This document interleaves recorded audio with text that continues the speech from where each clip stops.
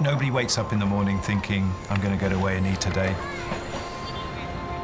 Nobody knows. Nobody knows who it's going to be. Paediatric trauma call, 15 minutes. Code red, helipad response. You're having a heart attack. We want to be in and out of scan in the next 10 minutes. I can't feel any pulse. Any reception, can I help you? Yeah, 24 hours, 7 days a week. I love that question. What's your opening hours? St George's, London, one of the busiest and most advanced A&E departments in the world. Beautiful. It's as if we've done it before. We are there when awful things happen to pick up the pieces. We have a 2-year-old who's kicked like a horse. We see the unpredictableness of what happens in life, and we're suddenly having to explain why it's gone wrong. I can't feel my left leg. You'll be okay. A place where life Amy, selfie! Down below. Too slow.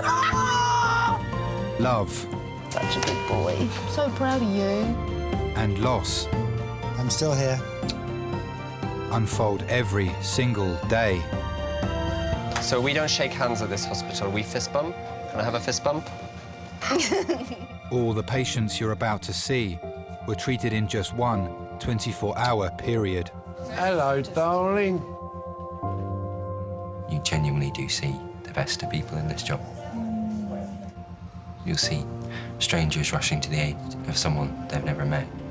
You just see things that make you realise just how important the people in your life are and the people around you are.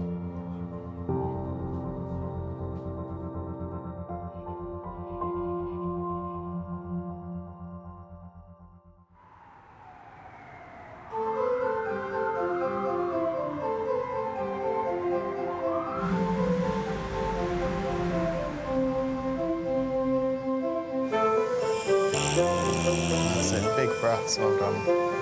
Let your arm go all floppy. Good man. I was lying about how much it would hurt, because you wouldn't have done it otherwise. No, you did you. It's one of my favourite things to do. But yeah, you've made my night. I've always had a quirk wherein I can play the fool at times. On paper, when you become a leader, you should leave that part of you behind. However, I find that quite difficult to let go of. Tonight in Resus, Simon is a senior nurse on duty. Yes. Okay. Yes. At work, I'm very together. As soon as I put the uniform on, I get into that mindset of being in control. Whereas in my real life, it's a different story, really. I'm coming up to 30 now, and I am very much single. Ooh. Hello. It's a gay consent for touching a patient. Trying to find the right person, quite a challenge. Sometimes, you know, you do get hurt. We just spent 20 minutes talking about that. Obviously, you don't spend 20 minutes doing it because the patient will be dead. I think the bravest thing we can do is to put ourselves out there, to love other people and allow yourself to be loved, because bad stuff happens. And when it does, you really want somebody there by your side.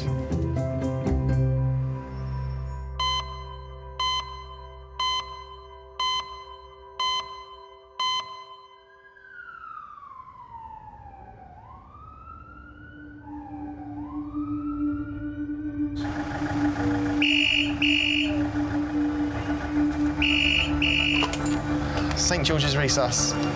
Okay. A 78-year-old man is being rushed to A&E with breathing difficulties. Adult priority call ETA, 7 minutes.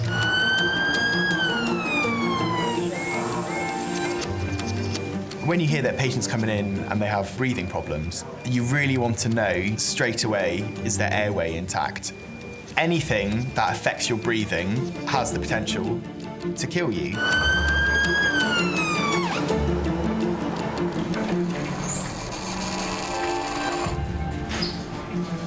The man's wife, Irene, called 111 and has accompanied him to A&E. He was very short of breath, and I can normally find a pulse. I couldn't find his, and I think it was because it was so erratic. Just relax back. Barry didn't want me to call an ambulance, but he had a bacterial infection and only out of hospital for about a week. That's why I was so worried about him. Barry's 78 years old. He discharged recently out of hospital and he's been continually short of breath. He does have a history of a right-sided pneumothoraces which have been drained in the past, so that was our concern. He does have a complex non-productive.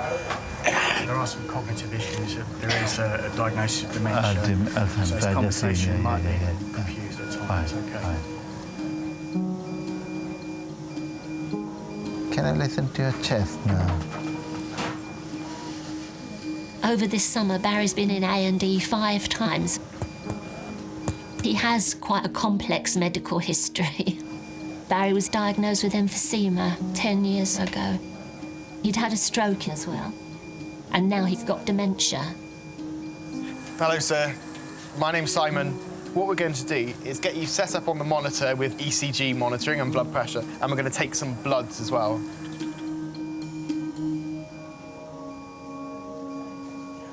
Do you know where you are at the moment?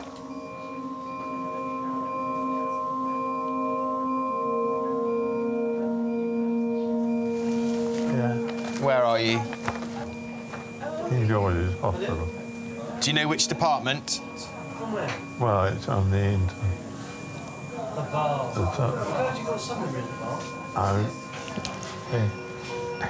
Concentrate, Barry. It's okay, take your time.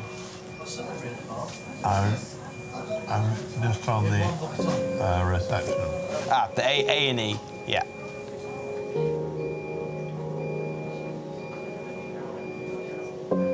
If the patient is older, they're not as robust, which means we can't treat them as aggressively as you would someone 20 years their junior.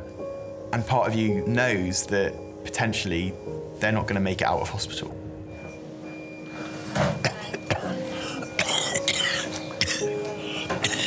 Can you sit up and I'll support you? Come on, you can't lay down like that.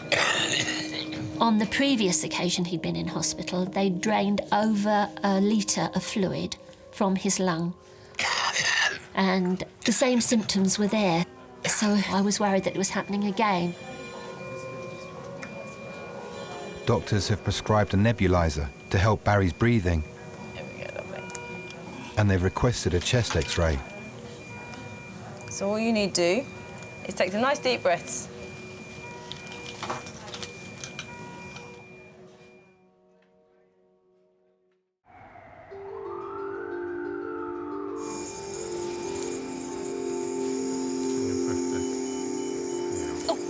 Slipping down.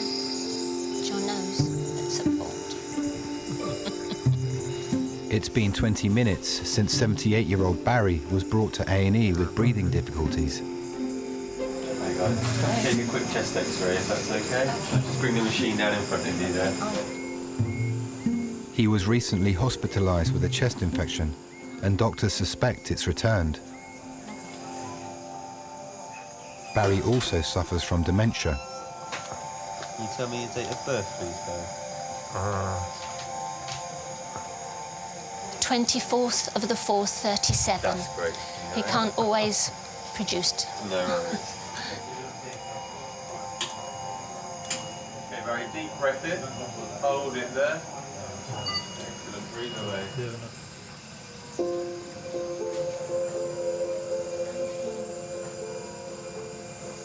Barry was quite a bit older. He was my brother's friend. And when I was doing my O-levels, he came and sat with me while I was revising. Embarrassing to say, it was biology I was studying. He walked me home once. I didn't realise he was walking me home. I thought he just happened to be going that way. I was naive as well, I suppose, because I never had people falling over themselves to, you know, invite me out or anything like that. So it was very refreshing to have someone like Barry who talked to me. And he said, oh, well, you're the kind of girl I would like to marry. And I said, well, you've never asked me. So he said, will you marry me? I was really excited, but more than anything, it sounds strange, I was amazed because I never thought anyone would ask me to marry them. It seemed such a big step to take. But we were happy because we were both looking for somebody who would be just the one person that we'd stay with. All right.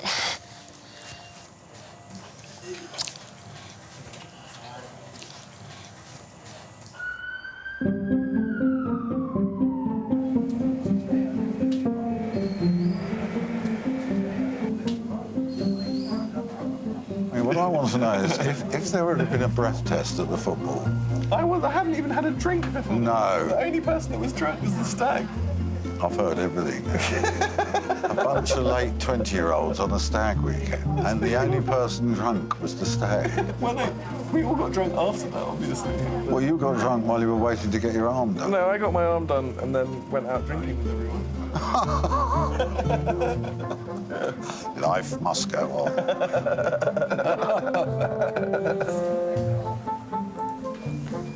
I wonder why I had a service when I got it out of my handbag and I haven't now. If you put it to your forehead, you normally get better reception. Don't be stupid. Try it, I bet it sends. I can pick up a signal, is there? There's nothing in there. Oh.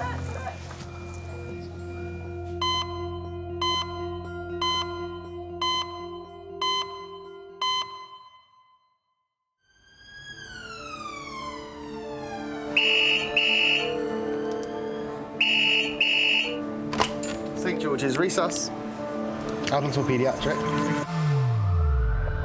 A 75-year-old man is being brought to St George's after falling down a flight of stairs. Adult trauma call, ETA 15 minutes. When you have an older person coming in with falls, you're worried straight away. They're more at risk of breaking bones and internal injuries. And their recovery sometimes isn't straightforward.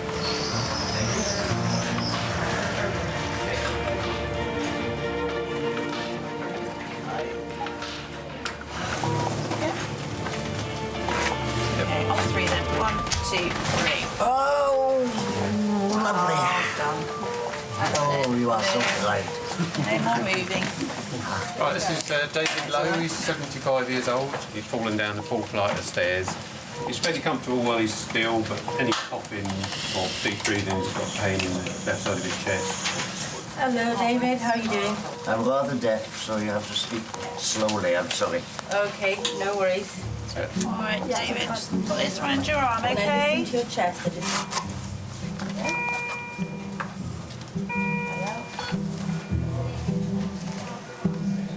David's wife, Jane, has come to hospital with her brother-in-law and sister. That paramedic, he said, are you both independent at home? Do you have any carers come in? I wanted to say no, I can still do a handstand. We were up to visit and staying with my sister, but David is not familiar with Linda's house. And he got up in the middle of the night, in the dark, didn't put his glasses on, didn't turn the light on, and he mistook the top of the stairs for the bathroom door. We were worried about him. You could tell he was in a lot of pain. He couldn't move. Very good, thank you very much. It was just sad, really, because he didn't have anything on. I can't help it.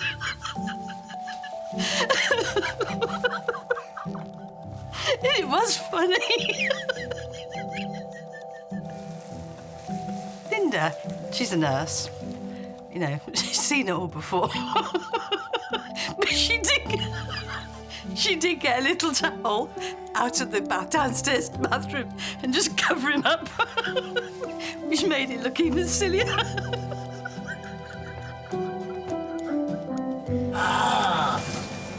To ease David's chest pain, doctors have prescribed some morphine. Yep. They suspect he's suffered internal injuries during the fall. Any pain in the ankle? No, that's fine. And the here? Oh. Well, what was that? No, sorry, that was a bit toe that I kicked. It looks very bruised down there. Yeah, I think I broke it. How did you do that? You can't believe this, but I have dreams where I fight people and punch and kick. Oh. And 2 days ago, I was so frantic in my sleep that I actually kicked the wall. Oh, that's a bruise. quite sore. I'm a good sleeper, and I normally have a very good night's sleep, and often very pleasant dreams as well. But I do have occasional dreams when I get into sort of aggressive situations. I punch, clench fist punching, and I kick out with both legs. And sometimes I've just punched the pillow. Do you remember when he first hit you? He was kicking me, really. He'd be cuddled up fast asleep, and then suddenly this person lying beside you would kick me really hard. And so I'd wake up and start kicking him back. So we'd end up kicking each other. We've ordered x-rays to see if it's broken or not. Well, that's why my wife has to sleep in a separate bed, otherwise I kick her. I don't blame her. They weren't regular every night stuff. It was just every now and again this stupid thing would happen, and obviously, you know, it was mortifying to think that I'd just thumped Jane. I don't know why I have that aggression when I'm asleep. Yeah. I'm normally quite a peaceful chap, you know. Yeah. Going back to my school days, it's usually kids that are misbehaving, so I go in for the kill.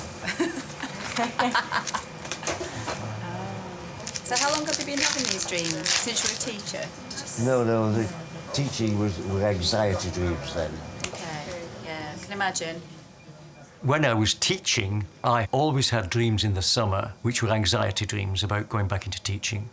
One of them, which did recur, and it was always the same one, I had to assemble the whole of the school onto the playing fields, which I had to do when it was fire drill. But I had to do it this time and teach them Romeo and Juliet with no clothes on. What would I do with that bit of paper? Should have been at work an hour ago. Well, it is not my fault. It's your fault. How? Because you're the one who got me pregnant. Takes two to tango. And I mean tango.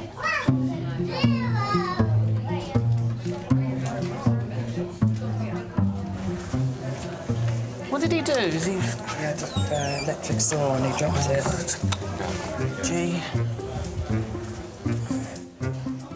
82-year-old Bob has been brought to Majors after a DIY accident at home. His wife, daughter-in-law and grandson were out when the incident happened. Did you have to? Bloody hell's been playing it. Did you have to? Now, what have we told you? What have we told you? If you didn't want us to come round tomorrow, you only had to say. Pillow. What are we going to do here? Do what? Next time you want anything cutting down, you ring me. Yeah, all right. Robs, I'm not having you in here with cuts. I'd rather be me than him. Do you like a saw? Saw? Yeah, I do, depending on the saw. You're not having the key to the shed anymore. It's gone. Honestly? We're cutting off the electrical supply. So that's hanging off the wall anyway. Do you know what he was up to? Yeah, I think he was trying to cut down a tree stump, trying to make it smaller so he could extend the shed. The circular saw was broken. I think the blade attachments or something wasn't working, so he did it himself somehow. I was using that grinder with that new blade I put on it, and you can't stop it once it starts. So I thought it would make it easier to do the job I wanted to do. It went wrong. That toe, I think they're hanging off. No, it probably is knowing you. If you're going to do it, you'll have done it properly. Yeah. I've been banned from ladders. I had one or two instances, I fell off a ladder out here, you know. I'm banned from everything by the family, but I don't take a lot of notice of it. Blood pressure went down to below 100. Oh, it would do. Because he'd lost so much blood. They thought it could be a suicide attempt. That's what the police said, because he was on his own, he was at home, and there was a lot of blood. More than suicide, does that sound right to you? Nah, not at all. He loves life. Good job you didn't see it all. It was bad enough seeing what was left. Oh, it's terrible. Policeman said, good hose down would be all right out there, he said. Every day in work, I see family and loved ones rallying around a patient, and it's hard not to get affected by it. Sometimes I do worry about ending up alone, but Love isn't easy, so hopefully one day I will find someone really, really special. You know, deep down, I think that's what everybody wants. In resus, doctors are waiting for 78-year-old Barry's X-ray results to determine what's causing his shortness of breath. Put this in my bag so I don't forget it. I would forget everything. So you married me, is it? Be my Mary. Not much use for anything else.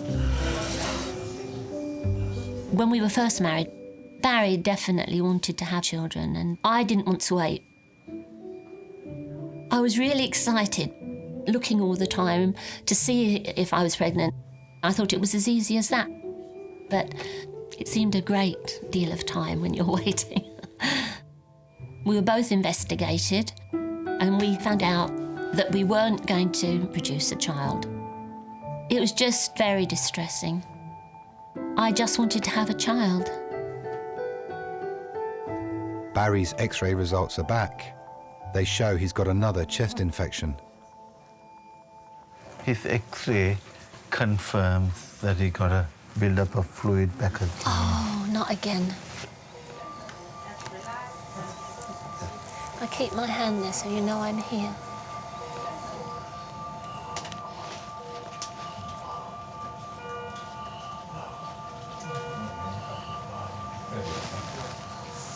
Sonata.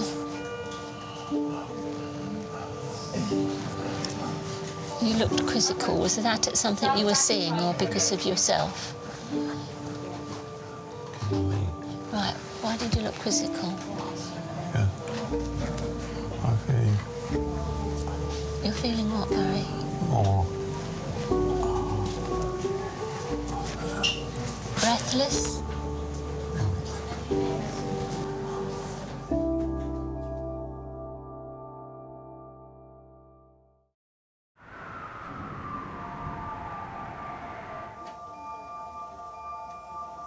I've got a steroid injection I'm going to give you.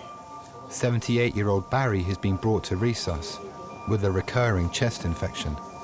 With the fluid collecting there, it does start a process of inflammation and irritation there, so it's helped to bring down that swelling. Right, thank you. No problem. Okay. Anti-inflammatory, basically.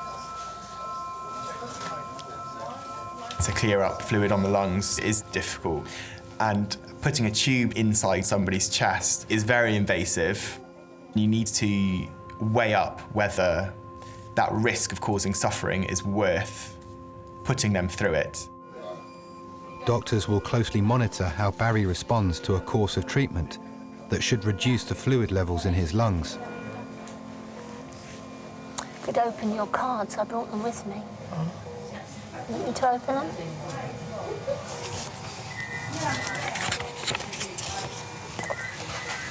Happy Father's Day. You're one in a million as a person. And totally awesome Happy Father's Day. And you put kisses. Don't know when you're going to collect them. When we had the diagnosis that we weren't likely to produce a child, we just decided that we would adopt it. We did say if we could, we'd like a baby, because we'd never been through that experience. And we had Rebecca when she was 4 weeks old. Magic. I remember the first time I picked up Rebecca, I said to Barry, I can't go home without her. You know, she was mine straight away. Someone asked me if she ate the same as us. Somebody else asked me if she would speak English. You feel sorry for people like that because they haven't grasped the essence of this is just a little human being, you know. We applied to adopt again and we were turned down. That was traumatic. I can't tell you how awful that was. We went to appeal and we took a picture of Rebecca with us to show, you know, our lovely daughter and look, we could do it once, surely you could trust us to do it again. And she said, she's irrelevant. And I looked at Barry and he put his hand out onto my knee to keep me calm because no one was going to call my daughter irrelevant. When when we calmed down, we just applied to other places. And happily, we had Anthony. And that weekend, my greatest delight was to take him out and buy him a pair of shoes. And it was such a joy. And the first time I bathed him, he was ours then, and even smelt like our family, if you know what I mean. Admit it, you only had me for the free tech support. That is so true, isn't it? Was it hard being a mum of two? I was feeling really tired. And I thought, oh, this can't go on, I must be anemic or something. So I made an appointment at the doctor's. She sort of checked me over and said, you seem to be okay. The only thing I can think of is that you're pregnant. And I went, no, we're the people you saw for medicals for adoption. She said, well, we'll do a pregnancy test just to rule that out. On Barry's 44th birthday, I came home and said, I'm pregnant. I said, sit down, I'm pregnant.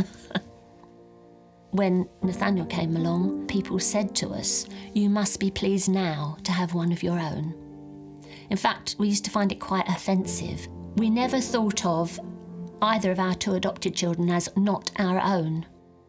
We had to tell the children, and it went very quiet. Rebecca looked at us and she said, you needn't have had us then. I don't think in the next 5 minutes they were under any illusion that we would have done anything other than had them, but I couldn't believe that a 6-year-old could work that out. Despite medication, Barry's condition is not improving. His x-rays have been sent to a specialist for further analysis.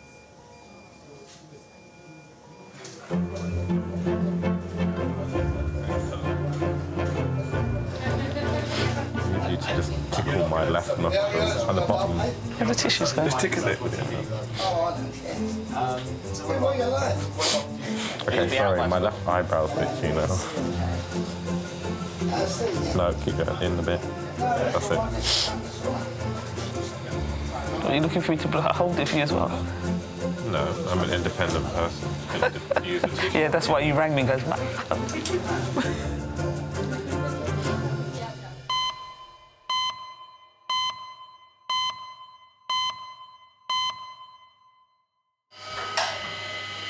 Okay, 1, 2, 3. Well done, sir. Rest back there. That's it. Well done. Last night, retired Deputy Head Teacher David fell down a staircase. Doctors need an x-ray to determine the full extent of his injuries. I was born in a small cotton and coal town in Lancashire. I was, as a child, quite ailing. Rheumatic fever, German measles and this, that and the other. When my younger brother was conceived, my mum couldn't cope. And as happened quite often in those days, I was passed over to my aunt. Okay, David, breathe in, hold your breath, and breathe away. I was allegedly going to stay with my aunt until I got better, and there was one particular day etched in my memory. My father and my mother came to my aunt's house to take me home, and I had my little suitcase packed upstairs in my bedroom. And they came and I was asked to go out to play, which I did. And when I came back, they just said quite simply, we've decided you're going to stay. And so I grew up believing that I was bad. Ready? 1, 2, 3. What was your aunt like? Was she loving? In a northern, distant sort of way, yes. We never had any physical affection. We didn't kiss each other and hug each other, which I guess as a small child I missed. I became quite hard. Not very sentimental, I guess. It turned me into a rather aggressive bully, if anything. I was good at boxing, so I took up boxing and like hitting other boys. It was good. On now, David, should we do your toes? What's it like to sort of admit that? I didn't at the time. I thought I was perfectly justified. But obviously, as I grew up and looked back, yes, I thought that wasn't very nice, was it? Oh, Thank you very much indeed. Hi, sir. Mr. Payne, is it? Yes. Hi there. Here they come. I'm Jonathan. Here they come. I'm one of the plastic surgery registrars. What I need to do is take down the dressing and have a look and see what the damage is.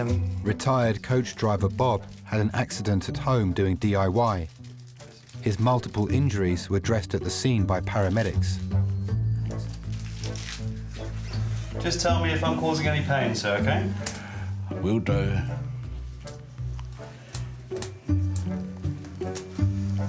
I met my wife while I was driving coaches. She was one of my passengers. Mum had treated us to a trip to Ramsgate. We were in the back seat. He was looking in the mirror as he was driving along. Quite nice looking, actually. His hair had got blonded because he'd been down on the beach a lot, and he kept looking. That was why I noticed him. I can't remember ever passing a driving test, to be quite truthful. When I was coaching, it was a great life. You were on your own. You didn't have anybody peering over your shoulder. It was fun. If we weren't in Hastings in the pub, drinking our first pint by 12 o'clock, we were late. Now, that plaster's from yesterday. And how did you do that yesterday? With a saw. OK. I'm sensing a theme. On this hand, you've cut through the tendon which straightens the finger. You've cut through those. No, what made me laugh was I've done the same thing. Did you? With that one. Yes. When did you realise this man has a few more accidents than most? When I met him, he followed us down on the beach and he was smoking a pipe. He went along the breakwaters, but he slipped and he crunched his chin on the pipe, so he ruined his front teeth. So he really fell for me, poor bloke. The foot will need to be stitched, and then on the toe, you've cut through the tendon as well. You'll be fine with walking. The main issue is going to be that you won't be able to use that hand normally for several weeks. That means you can't roll a fag. Oh, that's a shame. Bob will need surgery to repair his severed tendons. What are we going to do about you, eh? I'm sorry, kids. Don't be sorry. Just don't do it again. No electricals anymore. No electricals, full stop.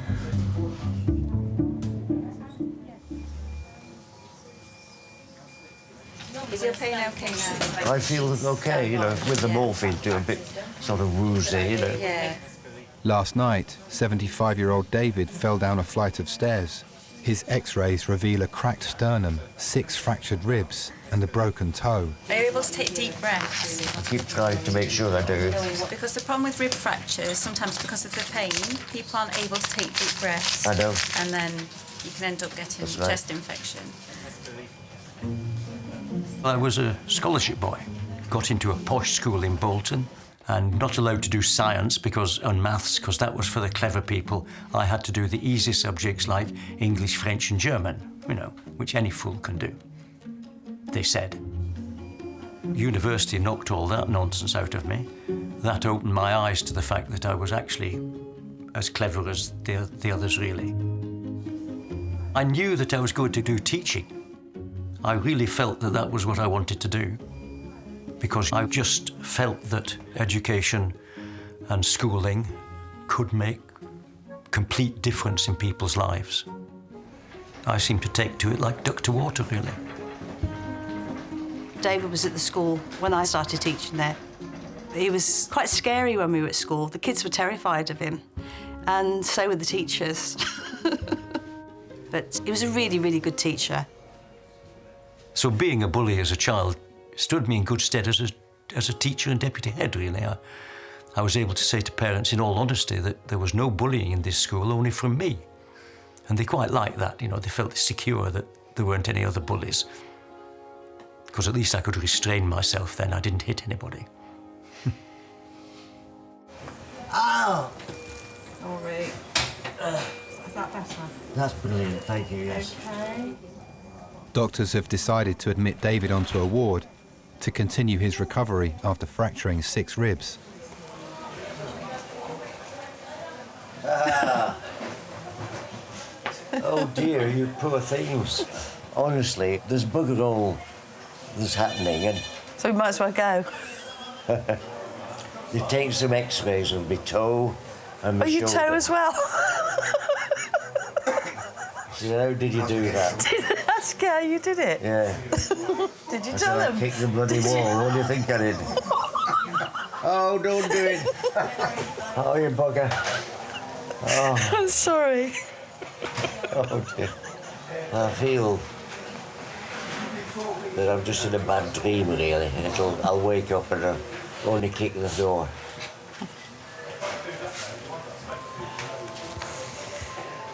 Did you ever miss your real family? Not at all. From a young age, I never felt too strongly about the pull of family. I need something, though, to boost my confidence. Oh, there you are. Bloody thing. I think I look back now with regret that I didn't show my aunt and uncle close affection. They would do anything for me and spoiled me rotten. You know, nothing was too much trouble. When my aunt died, my uncle eventually got dementia and came to live with us. And I remember with gratitude that I was able to physically nurse him in his final years, clean him and wash him and things like this. He didn't know me, but I sat with him when he died. I was able to link with him emotionally very powerfully. Did me a lot of good, you know, it made me feel that I'd made up a bit for my coldness earlier.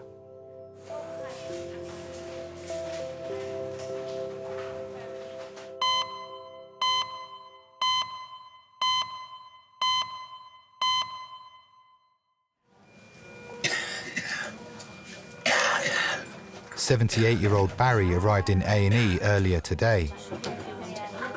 He's being treated for fluid on the lungs. Geriatric specialist Dr. Shabazz has compared Barry's recent x-rays.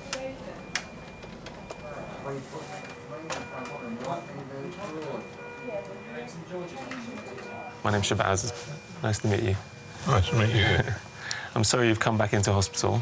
So am I. Yeah. Sorry. No, it's not very nice for you. You've got a build-up of the fluid, I'm afraid, in your lung again. Yeah. But ultimately, we need to put this drain in to drain off that fluid. I know. How are you feeling? Concentrate, Barry. Ah. Okay, all right.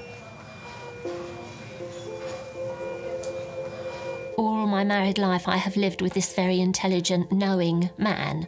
He was just a font of knowledge. He spent some time in the RAF, and then he used to work in research and development. And eventually, by recommendation, he got a job at the MOD, and that's all I can say about that. It started to be that he wasn't remembering things. He forgot my birthday. I'd opened my cards and I was expecting him to sort of produce one, and he didn't. And in the end, I had to say, "Oh, did you get me a card?" And he said, "Oh no, I didn't get out to get it this time." I suppose that's when it registered quite strongly. But I didn't want to broach the subject because it's a hurtful thing to have to say, isn't it? That, you know, I don't think you're the person you were. I'll show you the X-ray. The fluid's reaccumulated. Oh. Sorry. Do you want to sit down? Sorry. So that's the crux of the problem, basically. Oh, dear. You definitely did the right thing bringing him in.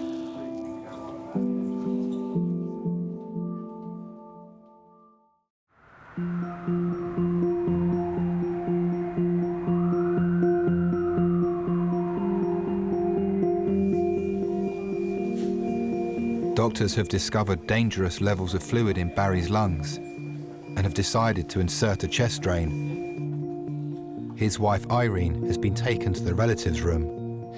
So I'm not sure why it's reaccumulated. Right. It could be pneumonia which hasn't quite gone away, and we'll look into that when we take some fluid off today and make him more comfortable. What I wanted to also ask you is about, in case this has been brought up before in the past, with resuscitation status as well. I know it's not a very nice chat, but it's something I don't know what Barry would feel. He hasn't expressed any wishes? Or... No, not really. OK. If his heart stopped, is there anything you can do, and what would it be if you could restart it? It's variable, the outcome. Quite a lot of people who end up going to ITU, they don't come back the same condition that they were before they came into hospital. Yeah, I understand. You're being very pleasant about it, and I'm going to be upset, but you understand. I do apologise. I wasn't sure if this subject had been approached before.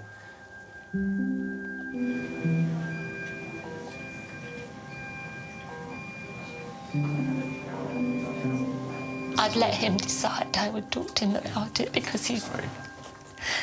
There's no nice way of saying it. Sorry. I don't want to waste your time by just crying, but I can't help it. That's perfectly fine.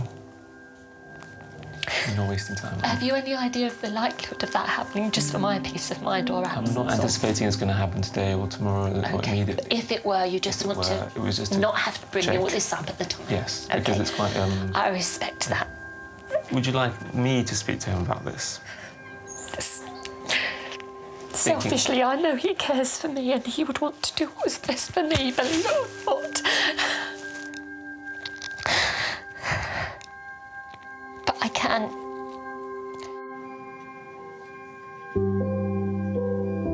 When I think about the fact that I'm going to see my family going through all of these issues that I've been witnessing for the last 10 years of my career, that worries me more than myself getting old. I think you just have to hope that when you are old, you've got plenty of people around you to support you and to love you.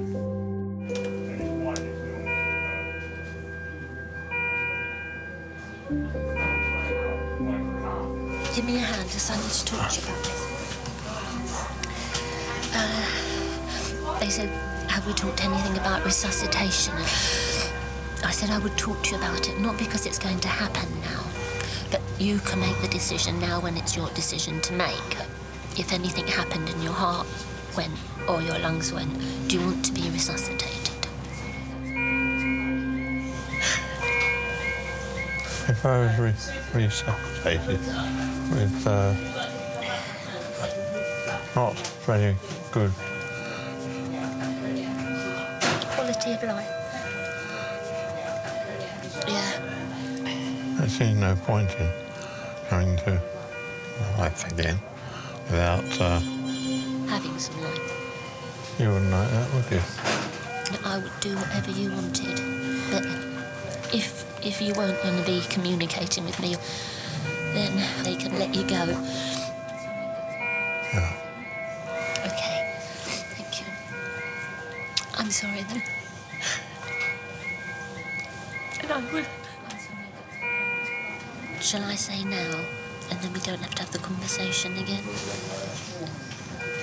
Yeah.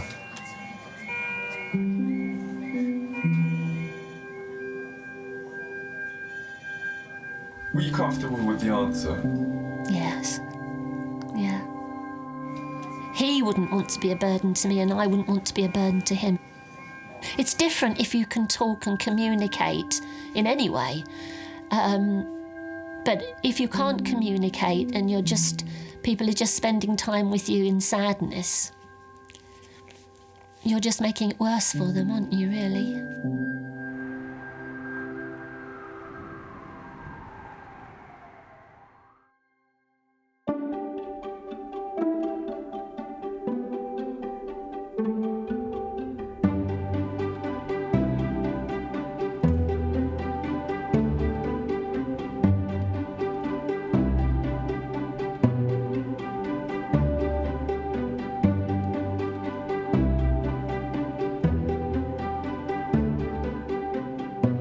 this has been a very salutary lesson in the complexity of the brain and how wonderful it is, really. And I just find it a little amusing that after all this time I can be just as daft as anybody, you know.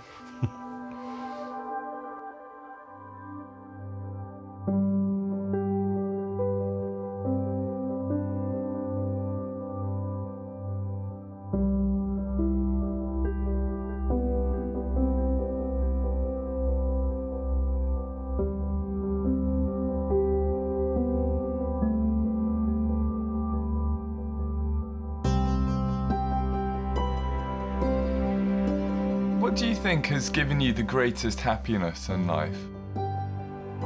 My children and my wife.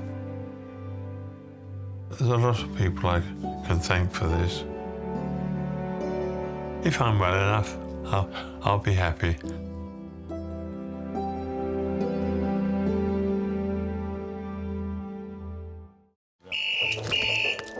St George's Emergency Department. Fell out of a tree, yeah. Andy's 48. He landed straight onto his feet. Oh my God, Jesus Christ. In the worst case scenarios, if not treated, then all of the muscle dies and you could end up having to amputate. Can you feel me touching your hand underneath here? No, I can't feel anything there. I was worried that he would never be able to walk again. Oh, my God.